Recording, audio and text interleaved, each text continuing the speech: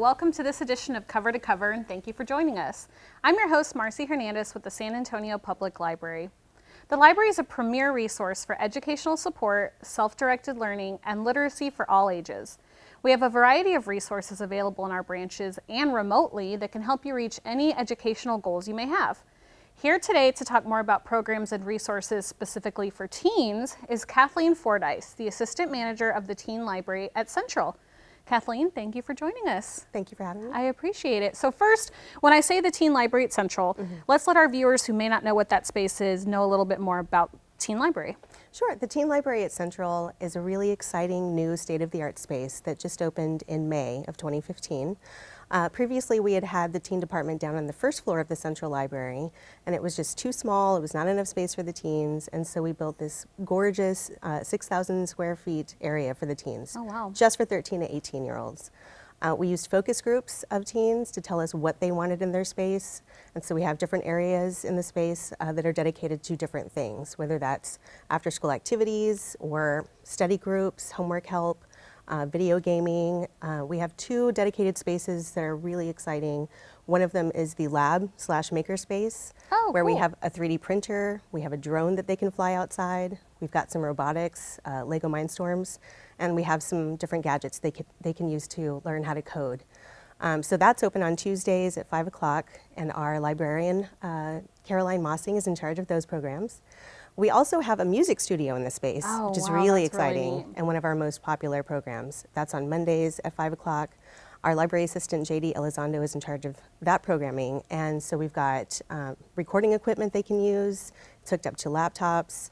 We've got drums, keyboards, electric and acoustic guitars, bass guitars, a ukulele even. So all of the instruments are there. If they want to bring their own instruments, for example, some of the students from Fox Tech come over and practice their violin for school, so they can do that. It's just a really wonderful space. That's awesome. So all of that you said is located in the Central Library for teens on the 3rd floor. That's right. We're right across from the children's department on the 3rd floor. Okay, and so 13 to 18-year-olds, I think you mentioned. Yes. Now that kind of segues into my next question. I was going to say, well, normally when you would think of a library, you think of children coming to story time or college students and adults coming to learn something or research something. So why teens in the library? I don't think people really connect like the library is a place that teens want to go, but you know, they do, and tell us a little bit more about why. Right, absolutely. And it is typically an underserved population in the library. Traditional programs are focused on children, like you said, and now adults too. But it is important to provide after-school activities and activities during the summer for teens. Teens visit their local libraries. They do. They come after school. They need a space to do their homework. They need a space to socialize with their friends and their peers. I can't tell you how many times we've had teens that have met friends at the library. And we have what we call regulars that come in all the time, every day after school. We provide them with free snacks after school. We give them free activities Monday through Thursday at the Central Library at 5. The branch libraries all provide free weekly programming for teens, and it's always on the same day of the week at the same time. So teens don't have to memorize what the programs are. They just know if I come in, for example, at Wednesday. Exactly. So it's consistency that they know that there's something for them. And all of the branches have a dedicated staff person, whether that's a teen librarian who's there specifically to focus on work with teens, or what we call a teen liaison, who's another staff member who works with teens. So we have a dedicated staff member at each library that provides programming for teens. Well, something that we've talked about before, and I know some of the other teen librarians have mentioned, is that the programming is really driven by the teens themselves, correct? Absolutely. So, you know, back in the day, we used to provide programs for teens and just plan it ourselves, and we wondered why they weren't showing up to our programs. So once we came to the conclusion that, you know, we should provide programs that are of interest to teens, and we asked teens, what do you want? they are very happy to tell us what they want. And so you'll see different programming all throughout the branch libraries. You know, we have 27 locations, including Central Library. So what we have at Central may be completely different from what we have at the Bazan Library or Encino Library. Depends because on the the teens are community of different, teens. right. Exactly. So you'll see anime and manga clubs, traditional book clubs, there are cooking classes, yoga. It runs the gamut, really. So interesting. But we So- do want the teens to develop their own programming for themselves Right. and their peers. Well, one thing we know that's kind of universal throughout the library branches would obviously be homework help. Every teen is going to need some help with school. So what are some of the resources that the library offers in terms of school help? So one of the best resources that we have is something called tutor.com, which is a free online homework resource. And we tell teens when we go out to schools all the time, you don't want to go to the tutor.com website. You have to access tutor.com through the library's website, which is mysapl.org or mysapl.org. You do need a San Antonio Public Library card to use the service, but basically it works like a live chat. You're talking to a trained tutor. It's available 7 days a week in English and Spanish from 2 p.m. to midnight. And so you can ask questions about your English homework, science, social studies, math, whatever you need. The tutor will spend as much time as you need helping you along with those problems. And it's pretty interesting because there's a sort of online classroom where you can, if you need drawing tools, if you have to write out an equation, you can do that. There's graph paper that you can use. So that's a great resource. They also offer a free proofreading service Oh, through wow. tutor.com. And it's what they call a 24/7 drop-off paper resource. And so if you're writing a book report or a research paper, even working on your college essays, you can just upload your file, wait 24 hours, and you'll get it back, and it's been proofread by a tutor. That is so neat. So do they have to use this service on a library computer? You know, if they do come into the library to use the service, you don't need to use your card. Oh, okay. Which is kind of great if they can't get a card because they have fines or whatever the situation may be. But if you want to use it remotely, whether you're at home or at school, or if you're using the app, there's an app for iPhone and Android. There's an app for that now. There is an app for that. Then you do need to use your San Antonio Public Library card. Okay, and so what do teens need in order to get a library card? To get a library card, you just come into your closest neighborhood library. You'll fill out a short application, and we just need to see a photo ID. So if they have a student ID, that would be great, and some form of proof of address, even if that's just a piece of mail. Okay, fantastic. So what are some of the other resources that students can use through the library with their library card? You know, another great resource that we like to talk about is Learning Express Library. And so when students are practicing for their standardized tests, whether that's PSAT, SAT, ACT, even the ASVAB if they're taking the military test, they can take free practice tests. There are ebooks available to help them with their studying. There's some videos and PDF files, lots of different things in different subjects available. Even your AP classes, if they need to study for that, you can take practice tests. Interesting. And then I know we talked about proofreading for college essays, but I believe that the service also offers resume help as well. So teens that are applying for their first jobs or maybe, you know, something along those lines, they can get help with that as well. Yes, through tutor.com, actually, Okay. they do offer that service as well. That's right. And you know, tutor.com is available for kindergartners on up through intro to college age. Oh, okay. So it's kids and teens not just alike. for teens. Right. So what do you find is the subject that teens are usually needing the most help with? It's always algebra. Really? It's always algebra See, every mine time. was geometry. I had a tough time with geometry. I did too, actually. Yeah, that's funny. Well, interesting. So we talked about kind of the school aspect. I want to go back to something that you kind of mentioned earlier, which was gaming. So what would you say to someone, maybe a parent or someone that says, well, that's not constructive, you know, video games, what are teens learning from that? What would you say to that person? You know, we used to get that a lot, and we don't hear it as much anymore. I think people have come to understand that this is a pretty common program in most libraries now. And certainly kids and teens have video games at home, and parents are okay with that. Right, that's true. But it's, you know, it's definitely what we call friendly competition. Again, that's one of those ways that we've seen teens make friends at the library. And so there's that social interaction in a safe and sort of controlled area. That makes sense. Yeah, and you know, research shows that it's good for your hand-eye coordination too. So Really? There's the science Oh, behind maybe it. that's why I'm so bad at it. oh, I'm horrible at it. Yeah.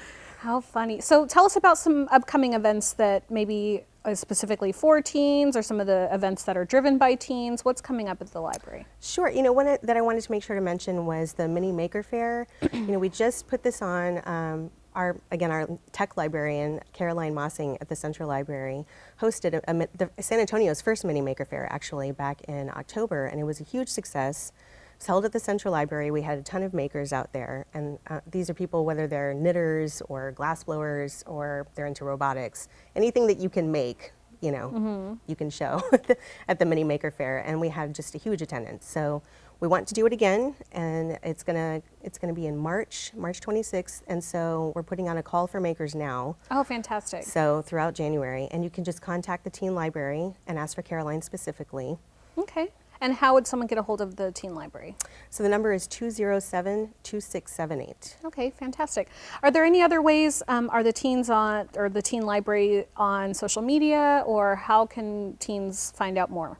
Yeah, if you go to the library's website, mysupple.org, we do have a teen blog. If you click on the teens tab at the top, that's going to give you all of our different social media. So of course, we've got the blog, it's a WordPress blog. We have our Flickr account, we have a Twitter, we have a Facebook, we have all the social media things. And again, that's all driven by teens. That's so it's right. actually teens doing the blogging, teens taking the photos for Flickr. Right, exactly. Stuff like that. Well, fantastic. Well, Kathleen, is there anything else you'd like to share with our viewers? One more thing I like to mention is that teens have the opportunity to get service hours for school. If they'd like to volunteer at the public library, we are more than happy to have their help. Whether it's just shelving and they just want to knock those hours out, or if they'd like to be part of our Teen Library Leadership Council and do more fun things like take care of our social media, maybe take pictures of programs, plan those teen programs. That looks really good on your college applications. Definitely. And so what are some of the guidelines if you want to become a volunteer? If you want to become a volunteer, you can just go to your nearest public library and you'll fill out a volunteer application. And they might have too many, they might not have space, and so they may refer you to another library that's close by. Okay. You can always ask at the Central Library, though. We always need volunteers. Great. And is there an age limit on that? I believe you just have to be 14 to 14. volunteer. Okay, fantastic. Well, Kathleen, I'd really like to thank you for coming. I appreciate you sharing all the information about the Teen Library, and keep up the good work. Thank you. Thank you for having me. Now it's time for a short break, but when we come back, Nippy Betts with Empowerment 21 is here to share information about his upcoming college scholarship programs at the library. Stay tuned.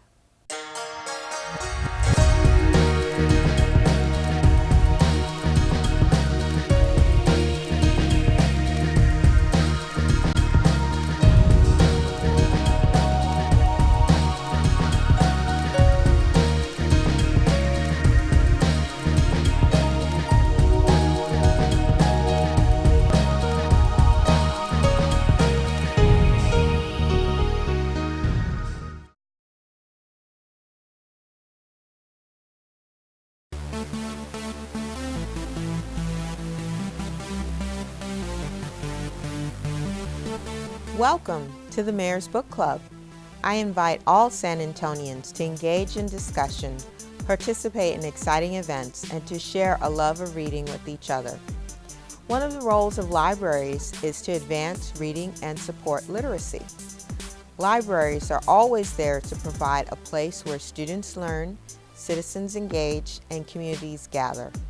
The Boy Kings of Texas is a gritty, authentic, coming-of-age story about a border town family in Brownsville, Texas. Domingo Martinez uses this memoir to explore the world of a Texas border town in the 1980s. The book is a reflection of a clash of cultures, the complex bond of family, and the pros and cons of South Texas life. During the months of October and November, I encourage college students and adults to read The Boy Kings of Texas by Domingo Martinez and to participate in discussion and events that focus on the themes of the book at their local branch library. While the book is meant for adults, the library will have other book options for all ages available. I've created a teen and children's book club selection that can be found on the library's website, and I encourage families to read together. Reading as a community provides opportunities for people of different backgrounds and stages in life to sit down and discuss ideas that are important to all of us. I hope that each of you will check out a copy of the book at your local branch library or digitally at mysapl.org.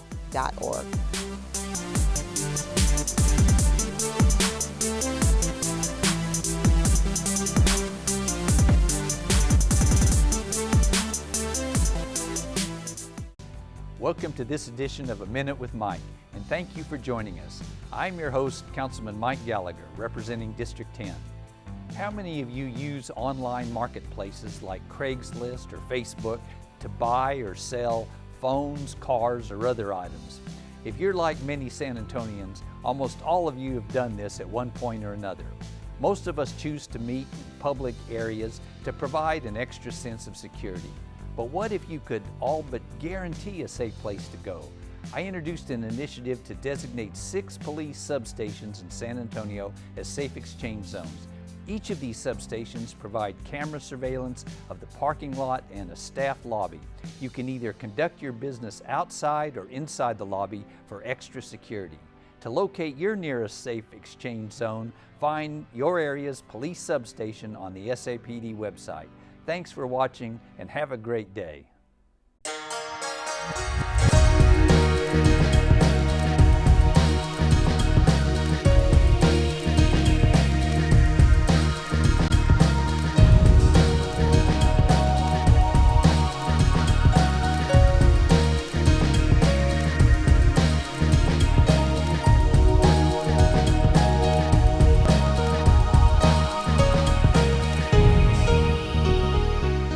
Back to Cover to Cover. Today we're talking about the library's role in helping the community reach their learning goals.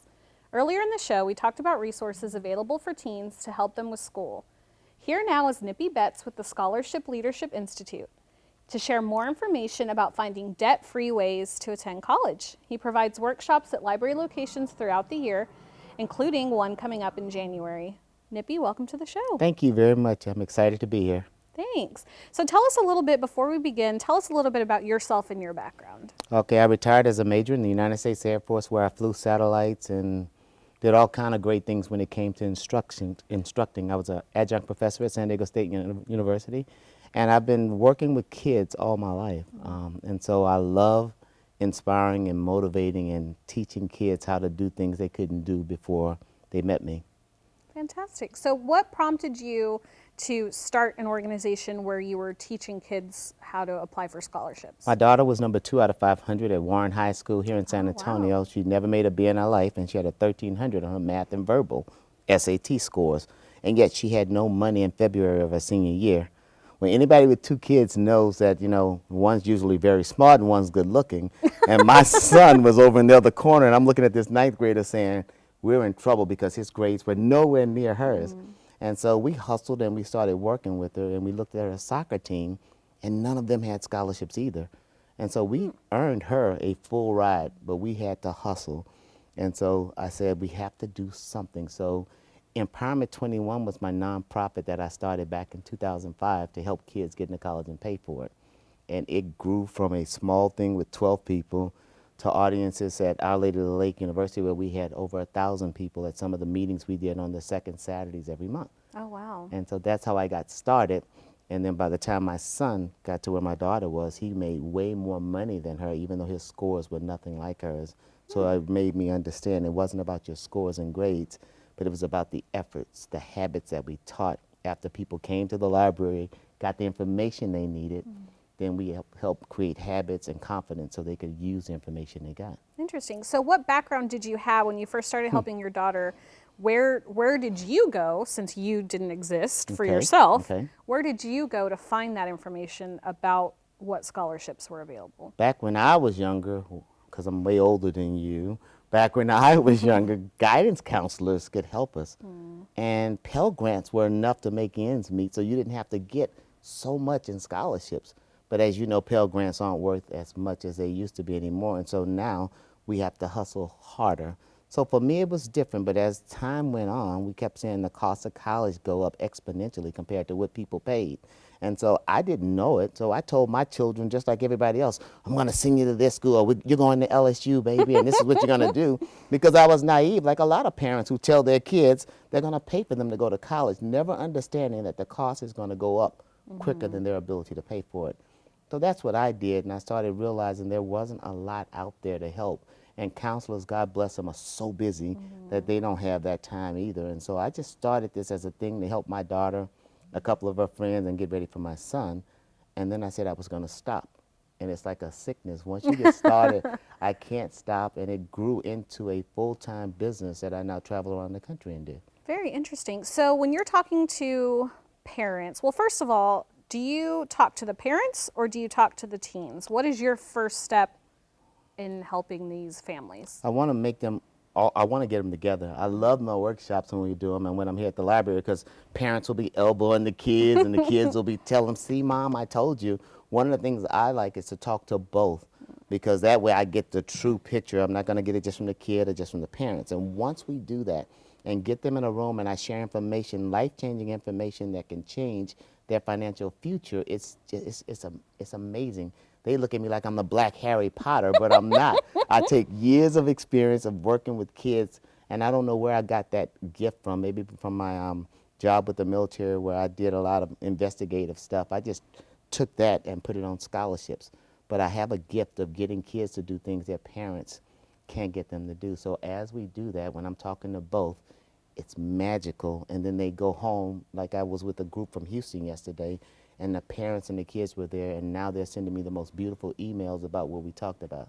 Well, that's fantastic. So the first step is what? okay. Deciding that I want to go to college. Okay, I use a 5 steps of goal setting, and I'll Okay. put it in the college context. First, you have to decide what you want. And so the kids, they were saying they want this, they want this, they want this type of degree, they want this type of lifestyle. Second, decide what you're willing to do to get it.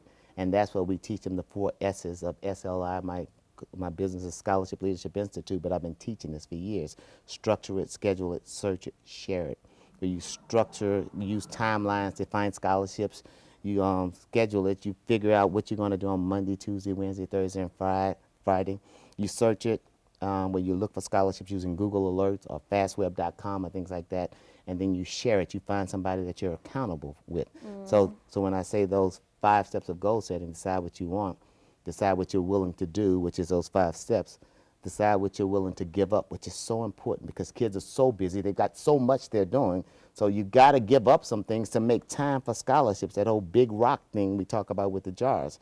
And once they decide what they're willing to give up, develop a plan, just like making cookies. You follow a recipe, and then work that plan. I've been doing this for years, and that's what I teach people at the library. That's what I teach all over the nation. And when kids and parents get it, now we create habits, and I build their confidence in knowing that if you do this, you can have the money. Like I've helped a kid get over $1 million. I have 11-year-olds with over $60,000. This is by doing the same things I just outlined to you. Wow. So it almost sounds like the determination, or what you would put into playing football or playing the piano or any of those kind of extracurricular activities, you're really making searching for scholarships one of those extracurricular activities. Same skill sets too. If you find you give me people like that who understand what it takes to do that, and I'll show you people we can help get scholarships and get them like you wouldn't believe, to the point where, it doesn't matter the color of your skin, because I'll have white kids saying there's no scholarships for white folk. There's plenty of scholarships out there. There's plenty of scholarships for everybody. But what they don't understand is that you've got to apply. The diversity scholarships at the University of Georgia, where they're giving white males scholarships for engineering because they couldn't get enough white males there, but they call them diversity scholarships. And so that kind of like discourages or confuses people. Yeah, because black kids are looking for excuses, Hispanic kids are looking for excuses, white kids, there's no excuses anymore. It's just scholarships and going out and doing it. It's not always about scholarships, it's also figuring out programs that'll pay for you to come. There are programs so you don't have to pay anything. It's all volunteer. The college will accept you, and all you have to do is volunteer when you're there. There's no money at all.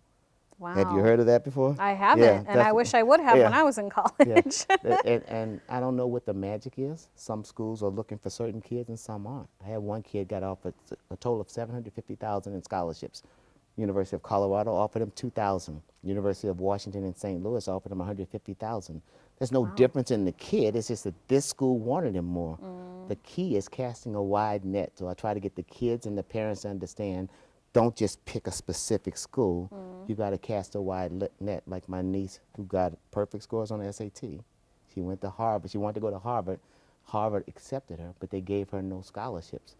Fortunately, she cast a wide net, and she had other scholarships to fall back on instead of making her parents pay for Harvard, which they would have done. That's the kind of thing I want to make kids understand, that it's not their money, it's their parents' money. So if they come to the library, use your free resources, and use all the things that are out there for free, they can take advantage of the opportunities that are right there in front of them.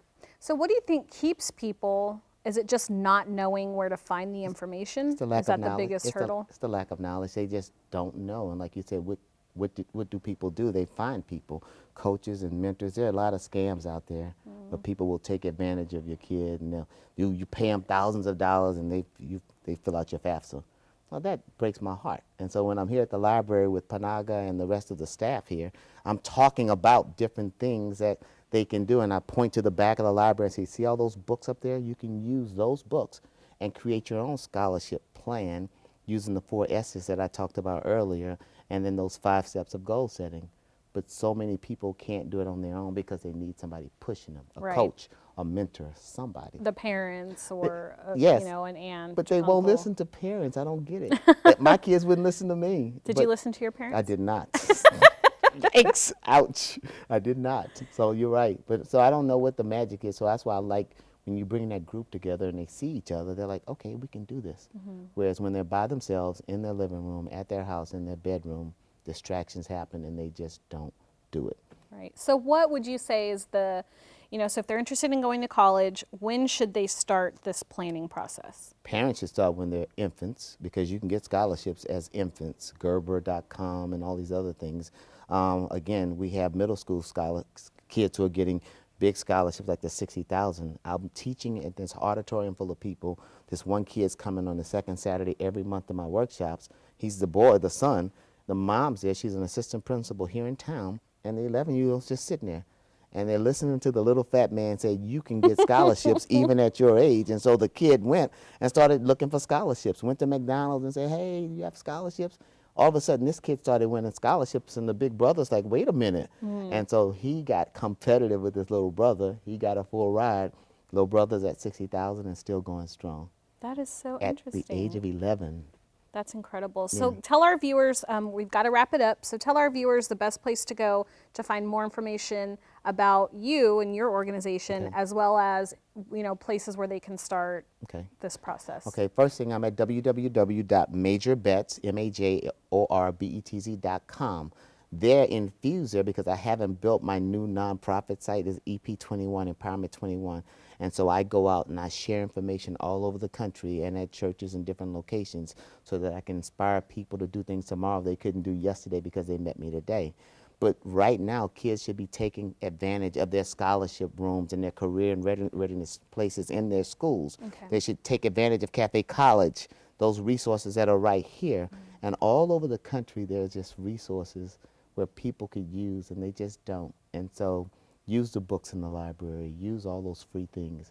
And then on my website, we have TV station, free information, free blogs, where it inspires them to do things that they can help get their kids into college. Fantastic. Well, we want to encourage our viewers to visit your website. We also want them to visit our website, mysapl.org, to find on our events calendar the dates and times that you'll be visiting the library. Yes, ma'am. And Nippy, we want to thank you so much for being here. We really appreciate it. I think you've inspired me. I have a 4-year-old nephew that I'm definitely going to start the process. And so we appreciate your time. Thank you so much. You are awesome. You're welcome too. Thank you.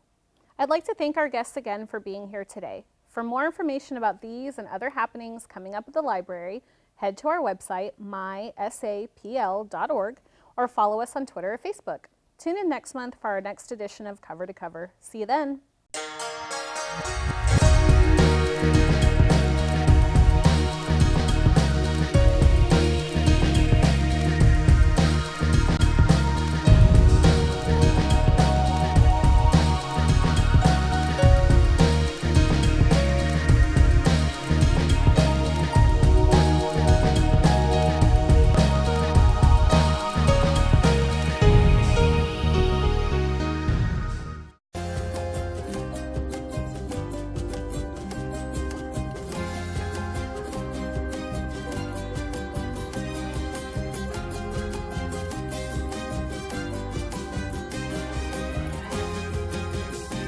Visit San Antonio